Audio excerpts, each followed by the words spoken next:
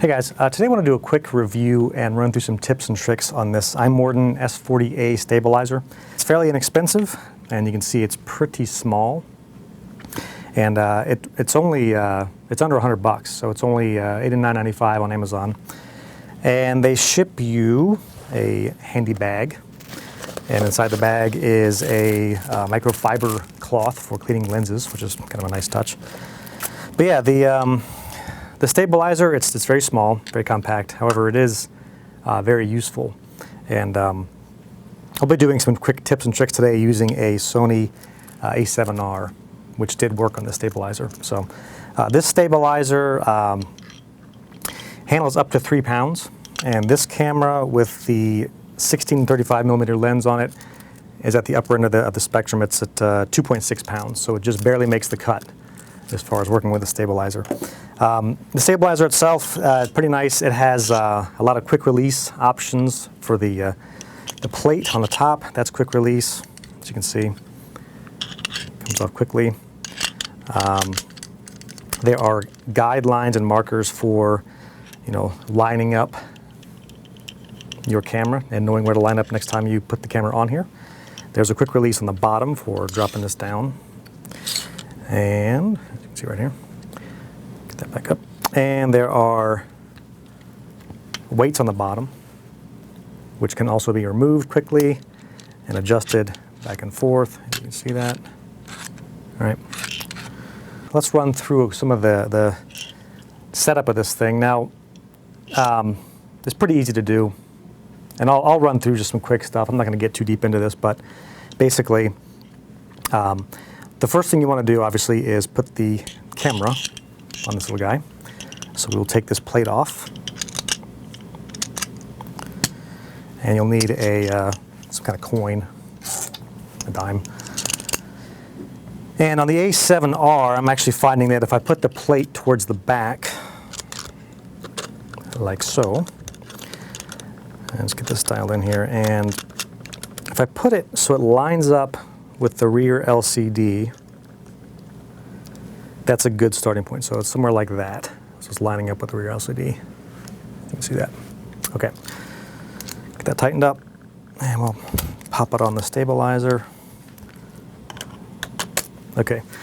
Now, one cool thing about this stabilizer is that once you get it on here pretty well, and you're to the point where you're adjusting it, if it's on here to the point where you can't pull it off, which you can see I can't pull it off, but it slides, you might freak out and go, I'm going to drop my camera.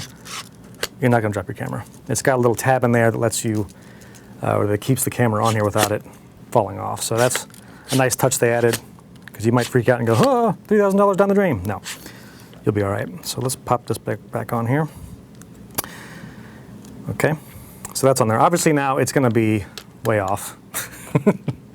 That's not working. So what you need to do is first, they're going to do what's called a drop test. And the drop test basically means that, well, first, get it so it doesn't do this. And so let's drop this down, make this longer. Now this is going to be too long, but the drop test basically means make it so that,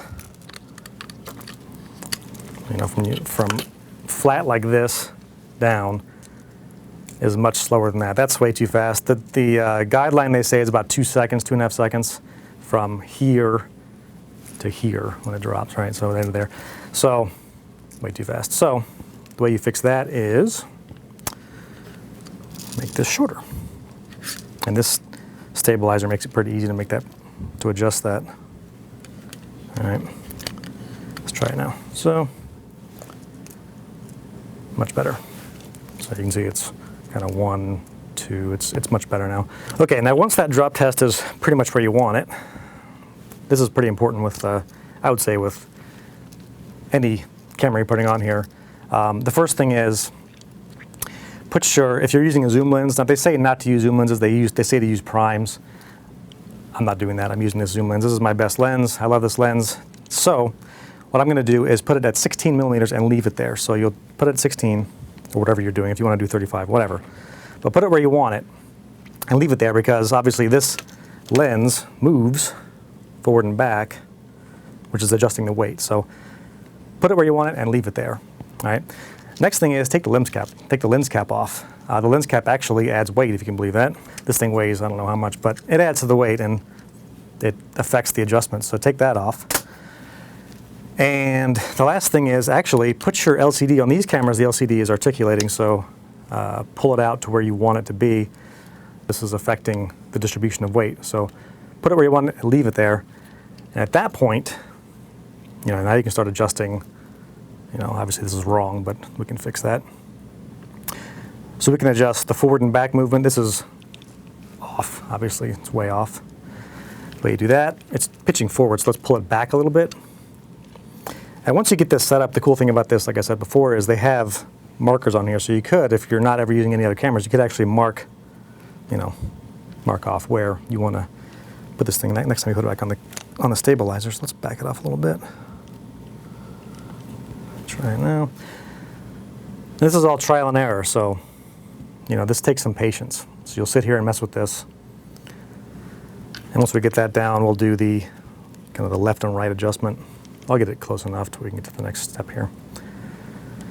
And then, let's say that this is way off, right? So it's something like this, just way off. And by the way, this won't fall off either.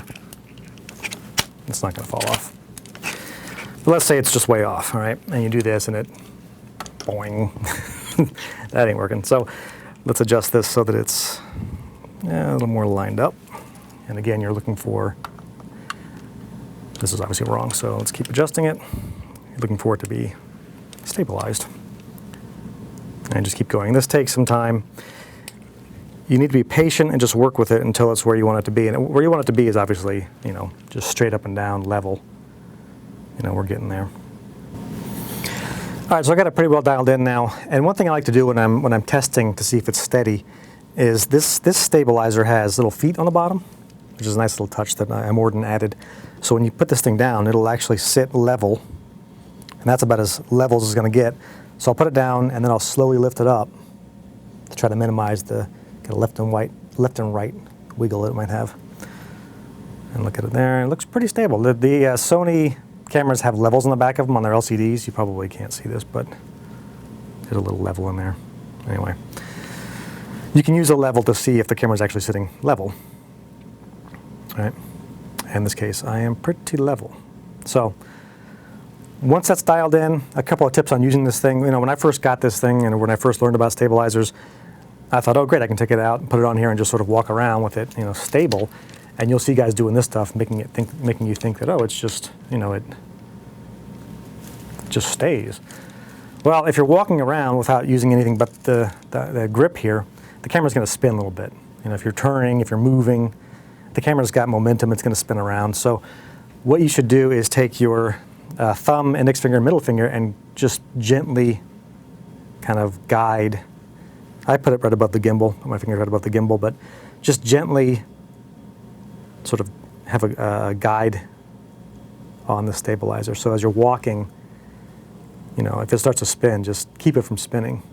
And that was kind of like the missing key to figuring out how to use this thing for me. Is when I saw that, I thought, oh, that's what I needed to do, was just, slightly touch it. Don't grab it, don't grab it, make it into a monopod, obviously, but, give it a nice touch and keep it from spinning around. That'll really help you. So yeah, really nice stabilizer. I think the only thing I might change about it is this quick release plate. I wish that I could keep this plate where it is so it's locked into place and I could just pop the camera on and pick the camera right back off so I wouldn't have to adjust it every single time I put the plate on there. Now I probably could buy another quick release, attach that to this plate, and then I could just leave the other piece on the camera and just pop it on and off whenever I needed to. For 90 bucks, I can't really complain about that, but that is one little minor gripe I had.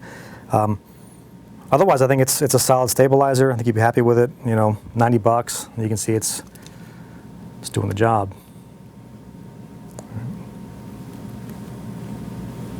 Yep.